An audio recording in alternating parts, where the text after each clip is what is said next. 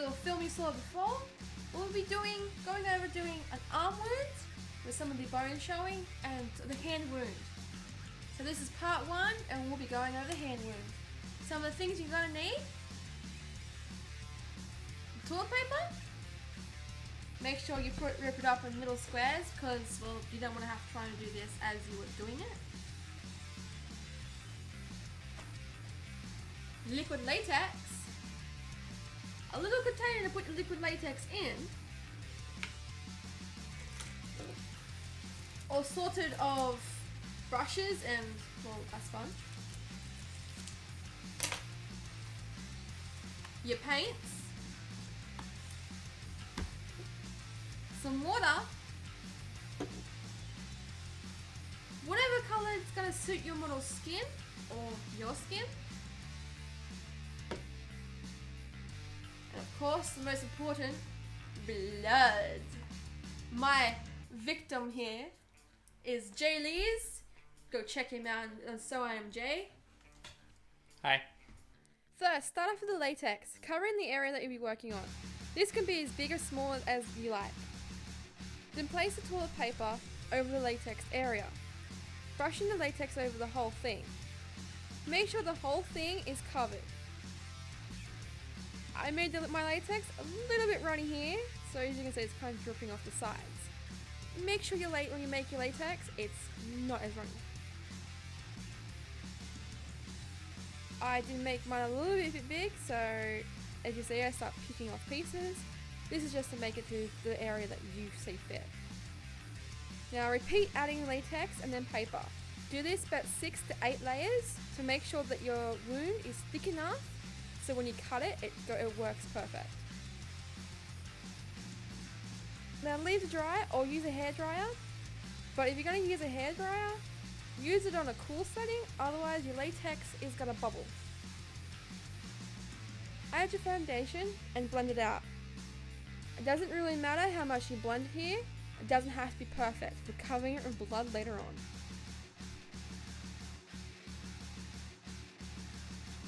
Adding some foundation on your skin helps blend out the look and makes both things blend in a bit better.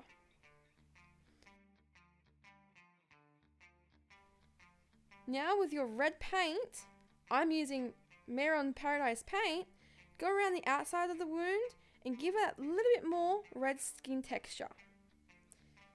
This also gives it a little bit more irritated look. If it looks like you made a mistake, like I did, go over a little bit of water in your finger and blend it out. Or you add some foundation, or you can leave it and we'll just add blood over it.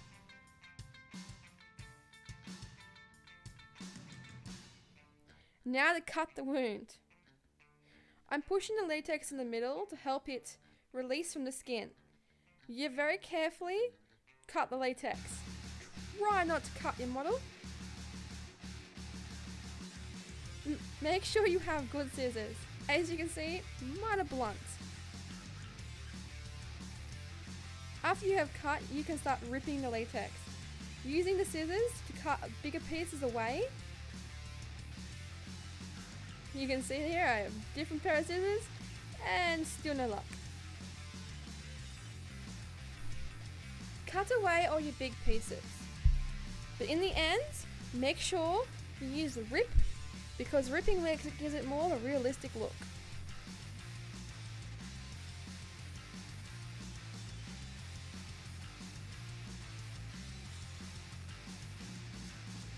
Using your red paint, paint the whole inside of the wound.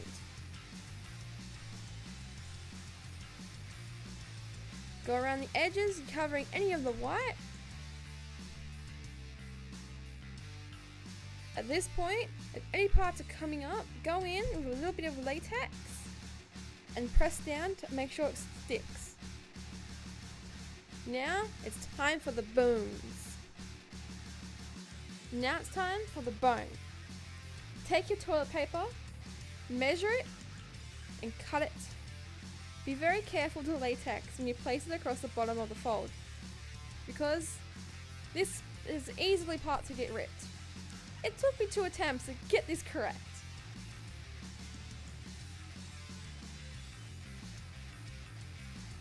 Put the latex on the bottom of the bone and place it down. With some more latex, place down the ends.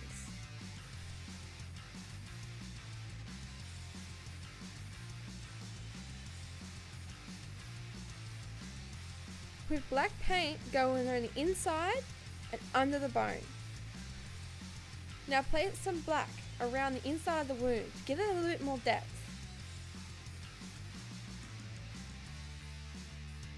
Add some black around the outside to give it a little bit more of a bruised look.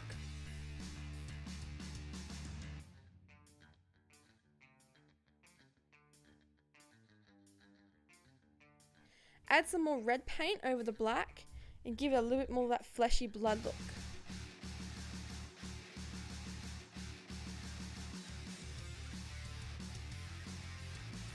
Now, for the fun part, the blood. With a sponge, place the blood on the inside.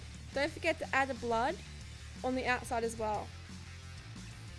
Now with the cap, drip the blood so that it's coming out of the wound. A little bit more sponging blood. Make sure to get the blood under the flaps of skin. And there you go, an open arm wound suited for the movies.